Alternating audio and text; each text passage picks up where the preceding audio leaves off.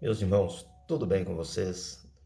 Um bom dia a todos e eu desejo que todos os irmãos fiquem na bênção, permaneçam na bênção. É este o título do programa de hoje, Luz para os Meus Caminhos. Fique na bênção. 1 Coríntios, capítulo 10, do versículo 1 ao 13, é o texto. Vou ler os 4 primeiros versículos, mas você leia todo o texto, é importante, tá bom? Diz assim: Pois não quero, irmãos, que ignoreis que nossos pais estiveram todos debaixo da nuvem, e todos passaram pelo mar, e na nuvem e no mar todos foram batizados em Moisés, e todos comeram do mesmo alimento espiritual, e beberam todos da mesma bebida espiritual, porque bebiam da pedra espiritual que os acompanhava, e a pedra era Cristo. O que significa, queridos, essa expressão, ou o que implica para nós? Fique na bênção ou não saia da bênção, fulano está na bênção. Ficar na bênção implica em perseverar debaixo da bênção do Senhor, debaixo da vontade do Senhor, debaixo da direção do Senhor. Nesse texto que lemos, Paulo fala dos 40 anos da caminhada do povo de Israel, do Egito até Canaã, debaixo da liderança de Moisés. Então ele usa dessa narrativa para alertar a igreja e ao mesmo tempo para encorajá-la a ir até o fim. Paulo faz alusão a 3 medidas numéricas aqui: todos, a maioria e alguns. Do versículo 1 ao 3, ele diz que todos os israelitas estiveram debaixo da coluna de nuvem de dia e debaixo da coluna de fogo à noite. Todos atravessaram a seco o mar vermelho, todos foram batizados, tanto na nuvem como no mar. Todos comeram do maná, todos beberam da rocha. A partir do verso 5, aliás, no verso 5, ele então vai dizer que, mas Deus não se agradou da maioria deles, pelo que foram prostrados no deserto. Ou seja, a maioria, no entanto, não obstante tanta manifestação de amor, cuidado de Deus, mas a maioria não agradou a Deus com seu comportamento, com a sua conduta. Por essa razão, a maioria tombou no deserto durante o êxodo, não chegaram em Canaã. Este é o assunto do discurso do apóstolo Paulo aqui, mas Deus não se agradou. A partir do verso 6, ele mostra então o que não agradou a Deus, para que a igreja de Corinto e para que nós hoje também entendêssemos, para que não viéssemos a desagradar a Deus. O que impediu e o que impede de agradar a Deus? Bom, no verso 6 ele diz que eles cobiçaram coisas más. No verso 7 ele diz que eles idolatraram, assentaram-se a comer e a beber e a folgar.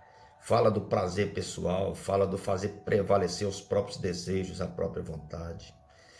De repente, no versículo 8, ele vai dizer da prostituição. Cuidado com as midianitas, cuidado com os midianitas. Ele faz referência àquele episódio quando o rei de Midian paga Balaão para amaldiçoar a Israel, mas tudo aquilo é frustrado. Ele então vai aconselhar o rei a que mudasse a estratégia, misturasse as mulheres midianitas em Israel, e logo o resultado ruim viria. Então, é outra coisa que desagrada a Deus. Tentar ao Senhor, no versículo 9, ele diz: não tente ao Senhor como alguns deles. No verso 10, murmuração. Deus fez tanto, queridos, fez tanto. E eles reclamando e eles murmurando. Murmuração é terrível. Depois ele mostra também aquela ideia que temos que admitir de que a voz do povo é a voz de Deus. Será?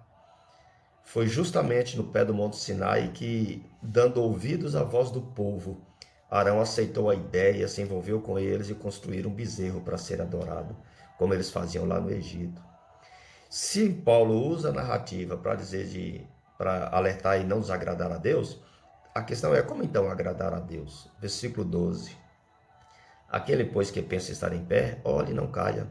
Ou seja, seja vigilante, seja sensato, seja prudente. No verso 13, não vos sobreveio nenhuma tentação ou provação, senão humana. Seja conscientemente responsável de seus atos. Depois ainda também no verso 13, antes com a tentação dará também o meio de saída, para que possais suportar. Tenha consciência também do poder que Deus tem para te resgatar. Portanto, irmãos, todos foram batizados por Deus. A maioria não correspondeu à expectativa de Deus. Alguns cometeram extravagância na presença de Deus, mas só entraram em Canaã os que permaneceram na bênção.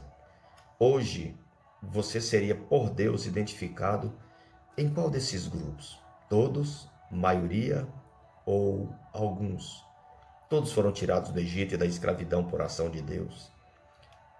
A todos havia a promessa de que seriam levados para a terra que emana leite e mel. Todos foram alvos da fidelidade de Deus, da provisão de Deus, do cuidado. Todos vivenciaram as maravilhas do poder de Deus. Contudo, ao longo daquela viagem, cada qual foi fazendo a sua avaliação e tomando suas decisões acerca do que pensava e reagia a tudo o que acontecia. Eu e você precisamos permanecer na bênção. Afinal, queridos, a vitória não é daqueles que se alistam para a guerra, é daqueles que guerreiam até o fim. O segredo da vitória, então, está em perseverar, em permanecer na bênção. Não obstante a maioria daqueles filhos da promessa terem tombado em pleno deserto, não obstante alguns sofrerem juízos divinos por causa de murmuração, idolatria, prostituição e tal, sempre haverá uma minoria que vai chegar em Canaã. Meu querido, minha querida, fique na bênção e não perca a promessa. Amém.